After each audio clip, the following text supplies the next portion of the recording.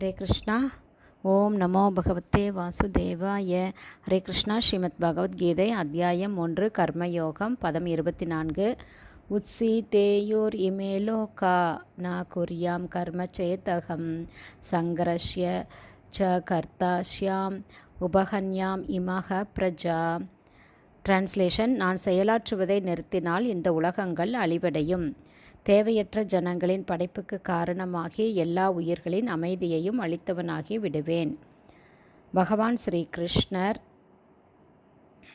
இந்த பூவுலகத்திற்கு வரும்போது விதிகளையும் நியமங்களையும் தானே நிலைநிறுத்துகிறார்.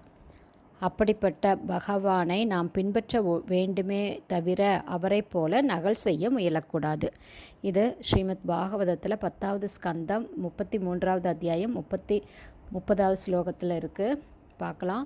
நைதத் சமாச்சரே ஜாது மனசா பீஹி அனீஸ்வரக வினஷ்யதாச்சரன் மௌட்யாத் யதா ருத்ரோ அப்ரதிஜம் விஷம் ஈஸ்வராணாம் வச்சக சத்யம் ததைவாச்சரிதம் க்வச்சேத் தேஷாம் யத் ஸ்வச்சோ யுக்தம் புத்திமாம் தத் சமாச்சரேத். இதில் என்ன சொல்கிறாங்க அப்படின்னா, பரமசிவனை பின்பற்றுகிறேன்னு சொல்லி அமிர்த கடையும் போது கடல் போன்ற திரண்ட விஷத்தை சிவன் குடித்தார் என்று அதன் ஒரு துளியை குடிக்க ஒருவன் முயற்சி செய்தாலும் சாதாரண மனிதன் இறப்பது நிச்சயம்.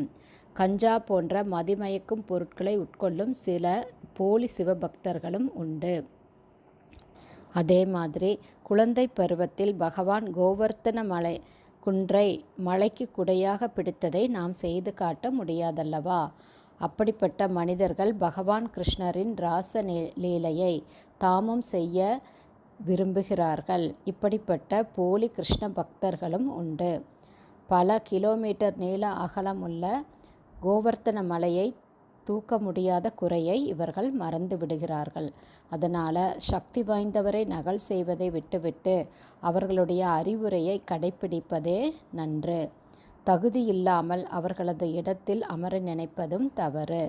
முழு முதற் கடவுளின் வைபவங்கள் சிறிதும் இல்லாத அவதாரங்கள் பல இந்த காலத்தில் உண்டு. பகவான் கிருஷ்ணரின் லீலைகளையும் வைபவங்களையும் தேவர்களே புரிந்து கொள்ள முடியாத போது மனிதர்களால் புரிந்து கொள்ள முடியாது அப்படின்னு ஸ்ரீமத் பாகவதம் சொல்லுது. ஹரே கிருஷ்ணா. குருதேவ்க்கு ஜெய்.